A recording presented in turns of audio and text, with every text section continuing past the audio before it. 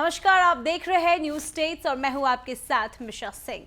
बांग्लादेश में भले ही मोहम्मद यूनुस की अगुवाई में नई सरकार का गठन हो गया हो, लेकिन वहां जारी संकट फिलहाल कम होता नहीं दिख रहा है। मोहम्मद यूनुस की अगुवाई वाली अंतरिम सरकार में जमाते इस्लामी का प्रभाव दिख रहा है। शेख हसीना के बांग्लादेश की सत्ता से बेदखल कर देश छोड़कर भागने के लिए मजबूर करने में जमाते इस्लामी का बड़ा हाथ रहा है। जमाते इस्लामी इसे अपने कामयाबी के रूप में देख रहा है और इससे उसके हौसले और भी ज्यादा बुलंद हो गए हैं।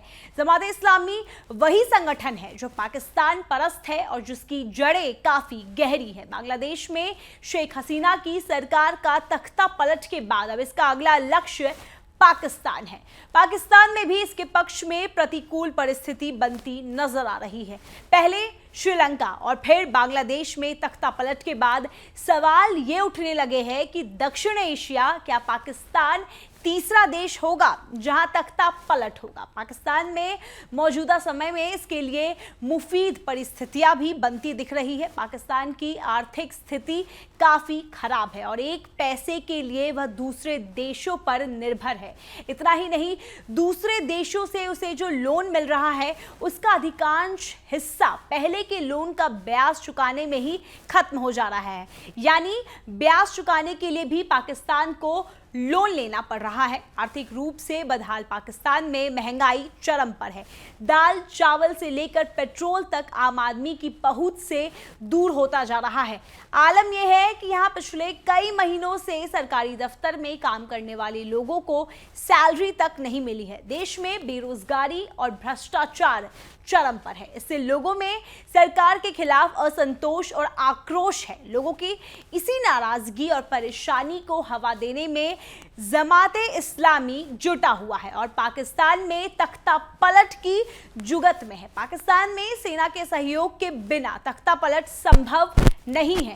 लिहाजा जमाते इस्लामी के लोग बांग्लादेश की तर्ज पर अपनी इस्लामिक कट्टरपंथी विचारधारा से पाकिस्तानी सेना को प्रभावित करने की जुगाड़ में जुटे हैं। इन सब के बीच जमाते इस्लामी के नेता और कार्यकर्ता अलग अलग मुद्दों को लेकर पाकिस्तान में जगह जगह धरना प्रदर्शन और आंदोलन कर रहे हैं।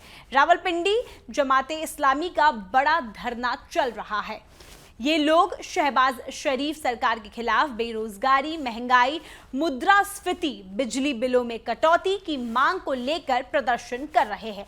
इसमें जमात को आम लोगों का भी समर्थन भी खूब मिलता दिखाई दे रहा है।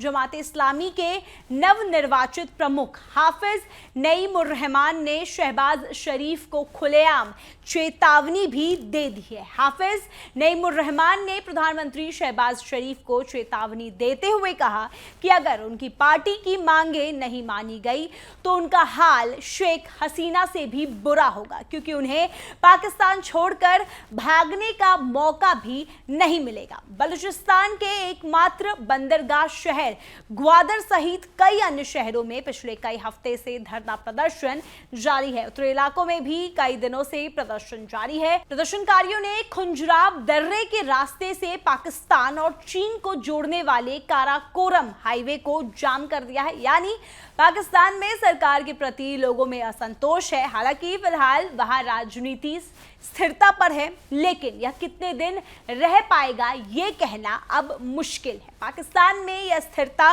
सेना के रहमो करम पर निर्भर है, क्योंकि बांग्लादेश की तरह पाकिस्तान में भी तख्ता पलट और सैन्य शासन का इतिहास रहा है और ऐसे में जमाते इस्लामी के लोग बांग्लादेश के बाद अब पाकिस्तान में तख्ता पलट की तैयारी में है। अपने इसी मंसूबों को लेकर जमाते इस्लामी के लोग बेरोजगारी व महंगाई के विरोध में सड़कों पर उतरकर शहबाज शरीफ को खुला चैलेंज दे रहे हैं कि उनका हश्र हसीना से भी बुरा होगा। जमाते इस्लामी के लोगों ने बड़े ही आसानी से नौकरी में आरक्षण के खिलाफ शुरू हुए छात्रों के आंदोलन को हाईजैक कर लिया और इस प्रदर्शन को शेख हसीना के विरोधी प्रदर्शन में बदल दिया और अब शेख हसीना के समय में प्रतिबंधित संगठन जमात इस्लामी को बांग्लादेश की सरकार में सक्रिय भूमिका निभाने जा रहा है। मुस्लिम ब्रदरहुड से प्रभावित होकर इस्लामी विचारक मौलाना अबुल आला मौदूदी ने खुदा की सल्तनत स्थापित करने के इरादे से आजादी से पहले 1941 में जमात इस्लामी की स्थापना की थी। 1947 में पार्टीशन के बाद यह संगठन भारत और पाकिस्तान में दो अलग अलग संगठनों में बंट गया। एक जमात इस्लामी पाकिस्तान और जमाते इस्लामी हिंद।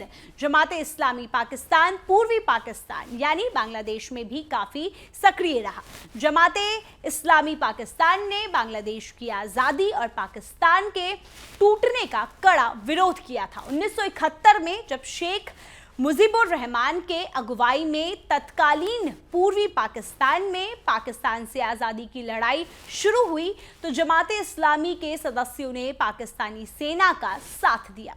साथ ही बड़ी तादाद में बुद्धिजीवियों, छात्रों और मुजीब के सहयोगियों की हत्या की। बंगाली हिंदू समुदाय के ऊपर भी इसका अत्याचारों का इतिहास रहा है, जो इस समय भी बांग्लादेश में हिंदुओं पर हो रहे हिंसा और अत्याचार के रूप में देखा जा सकता है।